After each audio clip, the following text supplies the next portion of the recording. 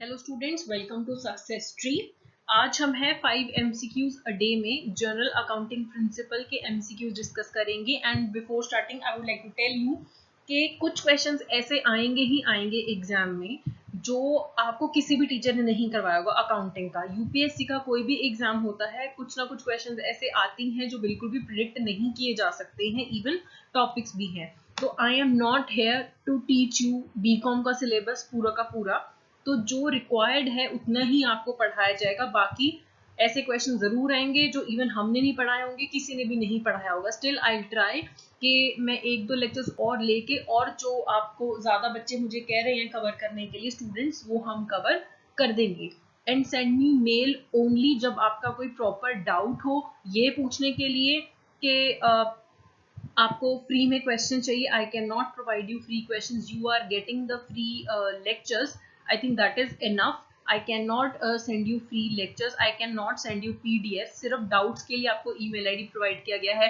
Lecture होगा नहीं होगा ये सब पूछने के लिए प्लीज मुझे मेल ना कीजिए, मैं उनका रिप्लाई नहीं करूंगी। कोई जेन्युइन डाउट है that I will reply, and the students know कि जो मुझे जेन्युइन डाउट्स पूछ रहे हैं मैं उनको रिप्लाई कर रही हूँ। And don't ask for my personal ID or my phone number. I am not going to provide any of it. Okay, so the first question for today is: only significant events which affect the business must be recorded as per the principle of first A separate entity, B accrual, C going concern, D materiality। तो इस question में आपको ये पूछा गया है कि आपको सिर्फ जो सिग्निफिकेंट इवेंट्स है बिजनेस के उन्हें ही रिकॉर्ड करना होता है। तो ये कौन सा प्रिंसिपल है कि जो इम्पोर्टेंट है, जो मैटर करता है, वही आपको करना है। बाकी जो है आप वो चीजें रिकॉर्ड नहीं करते हैं अपने अकाउंट्स के अंदर। तो पहला है, कौन सा प्रिंसिपल ये बोलता है? क्या separate entity? Separate entity principle क्या बोलता है कि जो ओनर होता है that is different from the जो हमारा बिजनेस है। तो दोनों अलग लेंगे, तो यहाँ पे ये बिल्कुल नहीं है। ठीक है, दूसरा है हमारे पास अक्रूवल कॉन्सेप्ट। ये कॉन्सेप्ट बोलता है आपका कि जो रेवेन्यूज हैं आप तब रिकॉर्ड करेंगे जब वो अर्न किए जाते हैं, ना कि जब आप उन्हें एक्चुअली कैश में रिसीव करते हैं।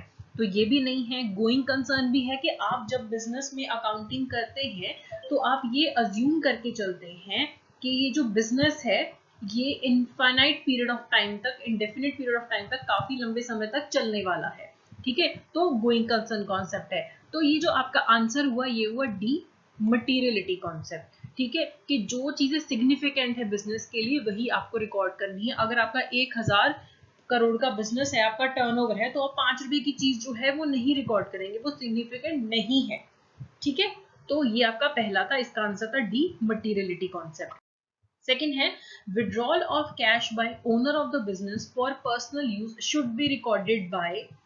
अगर एक पर्सन ने विड्रॉ किया है कैश बिजनेस से अपने पर्सनल यूज के लिए, तो आप उसे क्या बोलते हैं? आप उसे ड्रॉइंग्स बोलते हैं। ठीक है, तो अगर एक पर्सन ने अपने पर्सनल यूज के लिए पैसा विड्रॉ किया है तो उसकी क्या एंट्री होगी? A, debiting drawings account and crediting cash account, B, debiting cash account and crediting drawings account, debiting capital account and crediting drawings account, and D, debiting purchase account and crediting drawings account। तो इसमें सही answer कौन सा होगा? तो cash withdraw किया है तो आपके लिए कैश कम हो गया आपके बिजनेस का। अब एसेट जब कम होती है तब आप उसे क्रेडिट करते हैं। ठीक है, कैश इंक्रीज होता है तो हम डेबिट करते हैं, कैश डिक्रीज होता है तो हम उसे क्रेडिट करते हैं। तो अगर आपको ड्राइंग्स का नहीं भी पता अकाउंटिंग ट्रीटमेंट, तो भी आप एलिमिनेट कर सकते हैं कि ये जो तीनों ऑप्शंस हैं आपके गलत हो गए, क्योंकि यहाँ पे ड्राइंग को क्रेडिट किया हुआ था। ठीक है, तो ये गलत है आपका। तो आपका आंसर है डेबिट करते हैं ड्राइंग्स अकाउंट और क्रेडिट करते हैं अपना कैश अकाउंट जो है, आप उसे क्रेडिट करते हैं। तो जब भी बिजनेस में पर्सनल यूज के लिए पैसा विड्रॉ करते हैं तो that is drawings account debited to cash account. ठीक है, तो आप उसे क्रेडिट करते हैं। अब जो बिजनेस है उसमें कैपिटल जो है उसका क्रेडिट बैलेंस होता है। जब आप अकाउंटिंग करते हैं तब जब आप कैपिटल शो करते हैं तो कैपिटल के अकाउंट में से ही ड्राइंग्स माइनस कर देते हैं बैलेंस शीट में, तब आप फाइनल फिगर जो है शो करते हैं। तो डेबिट जो है उसका, ड्राइंग का जो है हमेशा डेबिट बैलेंस होता है। ठीक है, एक तरीके से आपकी लाइबिलिटी कम हुई है तो डेबिट होता है ड्राइंग्स।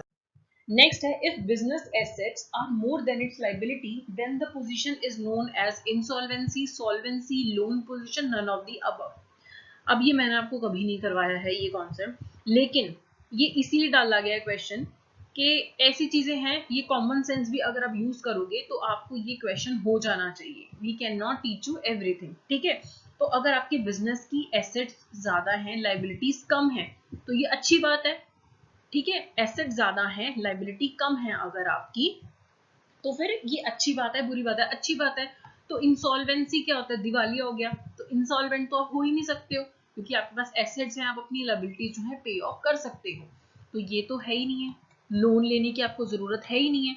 तो ये सॉल्वेंसी है। सॉल्वेंसी का मतलब क्या होता है कि आप पैसे देने की क्षमता रखते हैं, आप अपनी लायबिलिटीज जो है वो पे करने की क्षमता रखते हैं। सॉल्वेंसी का मतलब ही होता है कि जब आपकी एसेट्स लायबिलिटी से ज्यादा हैं, यानी कि you have the ability to pay your debts, तो आप सॉल्वेंट हैं, ठीक है। पॉलिटी में भी आप पढ़ते हैं कि अगर कोई इंसॉल्वेंट है तो then that person is no longer going to be in that position, ठीक है। कई बार आप किसी पॉलिटी में किसी को रिमूव करना होता है कि कब वो इनएलिजिबल हो जाता है, तो आप कई बार लिखेंगे कि अगर वो इंसॉल्वेंट है, यानी कि वो अपनी डेट्स पे करने की पोजीशन में नहीं है, तो वो पर्सन उस कॉन्स्टिट्यूशनल पोस्ट पे नहीं रह सकता है, ठीक है। तो ये इंसॉल्वेंट टर्म आपने काफी बार देखा होगा, तो इस क्वेश्चन का आंसर है बी, सॉल्वेंट। अगला है which of the following is true when debtors pay his dues.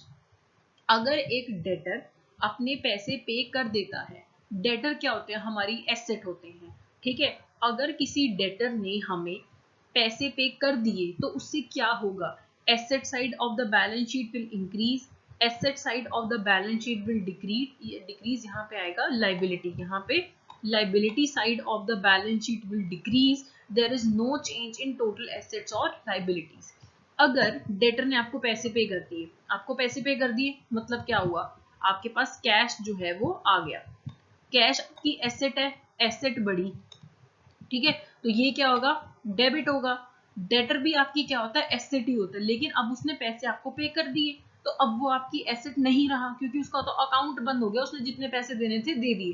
तो डेटर है आपकी एसेट और वो कम हो गई है क्योंकि अब उसने अपने पैसे जो पे करने थे वो पे कर दिए। तो टू यहाँ पे क्या आएगा, टू डेटर अकाउंट ही आएगा ना, ठीक है। तो समझ लो राम नाम का एक डेटर है, राम ने 100 रुपए बिजनेस को देने थे, राम ने 100 रुपए दे दिए, तो एंट्री क्या होगी, cash account debited 100 to Ram account 100। Cash क्या है आपकी, एसेट है, 100 रुपए से बढ़ गई, डेटर क्या है आपकी, एसेट है, 100 रुपए से कम हो गई, यानी कि बैलेंस शीट पे तो टोटल अमाउंट में कोई फर्क ही नहीं पड़ेगा ना आपको, तो इसमें there will be no change in total assets और लाइबिलिटीज, क्योंकि अगर आपके 100 रुपए की एसेट बढ़ी है तो 100 रुपए की एसेट कम भी हुई है, तो आपके बैलेंस शीट जो है उस पर कोई फर्क नहीं पड़ने वाला है। आई होप आपको ये समझ आ गया हो, क्योंकि दोनों ही जो चेंजेस हुए हैं अकाउंट में वो दोनों ही एसेट अकाउंट है और दोनों का फिर जो इफेक्ट है एक दूसरे को निगेट कर देगा, तो there will be no change in total assets और liabilities. So the answer is D. Next is which of the following is true? Bank account is a personal account. Stock of stationery is a nominal account. Return inward is a personal account. Outstanding rent account is a nominal account. ठीक है, तो इसमें अब आपको देखना है कि कौन सा ट्रू है, ठीक है। तो सबसे पहले हम इसमें देखेंगे बैंक अकाउंट। बैंक अकाउंट में आपको पर्सनल अकाउंट मैंने आपको बताए थे, एक होता है नेचुरल पर्सन्स का पर्सनल अकाउंट होता है, एक होता है आर्टिफिशियल पर्सन्स का पर्सनल अकाउंट होता है। कोई भी इंस्टीट्यूशन है तो उसका कौन सा अकाउंट होएगा, आर्टिफिशियल पर्सनल अकाउंट होगा। तो जो बैंक अकाउंट है आपका वो आपका आर्टिफिशियल पर्सनल अकाउंट होगा, तो ये स्टेटमेंट ट्रू है।